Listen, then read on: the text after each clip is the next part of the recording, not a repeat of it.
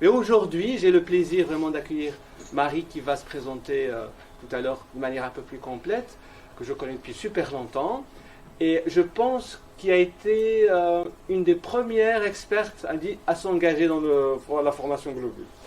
Quand j'ai commencé un peu mes contacts, voilà, tu étais la première à dire oui, je suis partante.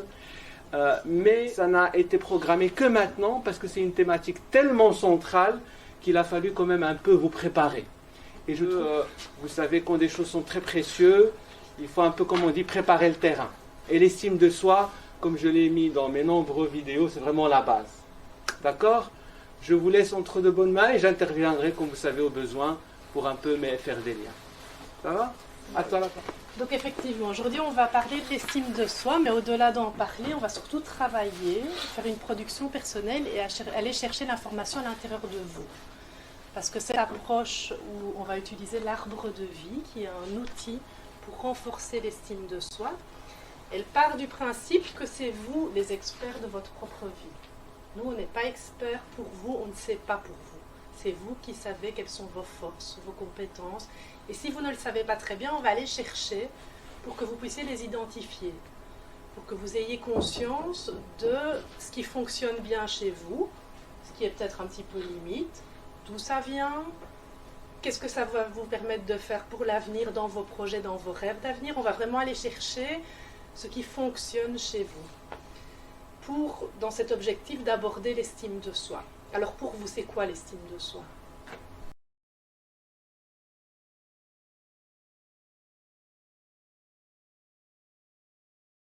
C'est la conscience de sa valeur personnelle en termes de force et de limite, l'estime de soi.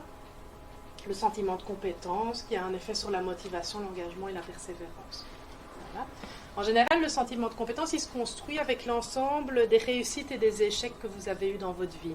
Si vous avez toujours foiré le cours de maths, si vous avez toujours foiré le cours de sport, vous allez vous sentir très peu compétent dans ces matières-là. Et c'est aussi la comparaison aux autres. Quand on est ado, très souvent, dans sa tête, on se dit, tiens, lui, il fait ça mieux que moi, il fait ça moins bien que moi, ou si lui y arrive, peut-être que je pourrais y arriver. On s'identifie à l'autre et on se dit, ben, si mon pote y arrive, peut-être que je peux y arriver. Ça construit aussi le sentiment de compétence. C'est la métaphore de l'arbre de vie pour aller chercher ce qui fait sens pour vous, ce qui est important pour vous dans vos valeurs. On va faire des liens avec votre histoire, on va donner du sens à votre parcours. Alors c'est une technique qui va un petit peu parfois aller vous chercher dans quelque chose d'intime. Et c'est vraiment une information que vous allez aller chercher pour vous et vous rendre compte de ce qui vous va bien, de ce qui est une force pour vous, une compétence. Ça va ? Savoir où on va, quel chemin on va prendre dans l'avenir, dans son projet de formation, dans son projet de vie, il faut savoir de quoi on est capable.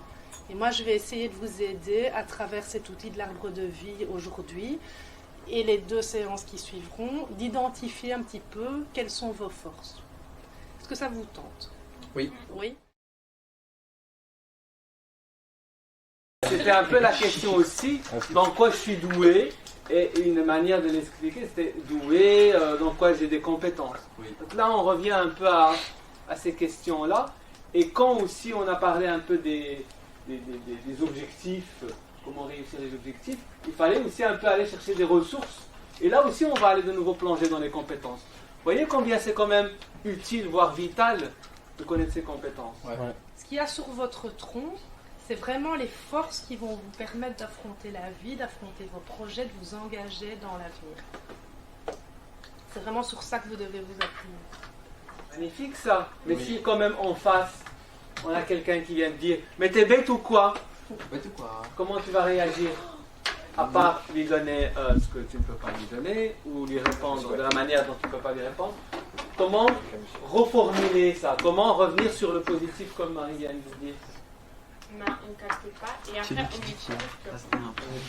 on met Au même.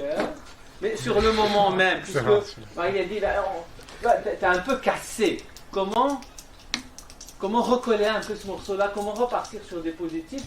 Donc il y a ce qu'on appelle la reformulation positive. Hein? Et donc, admettant, on vient te dire t'es bête, tu pourrais reformuler en disant, vous voulez dire que j'aurais pu être meilleur sur cette action? Ou tu lui dis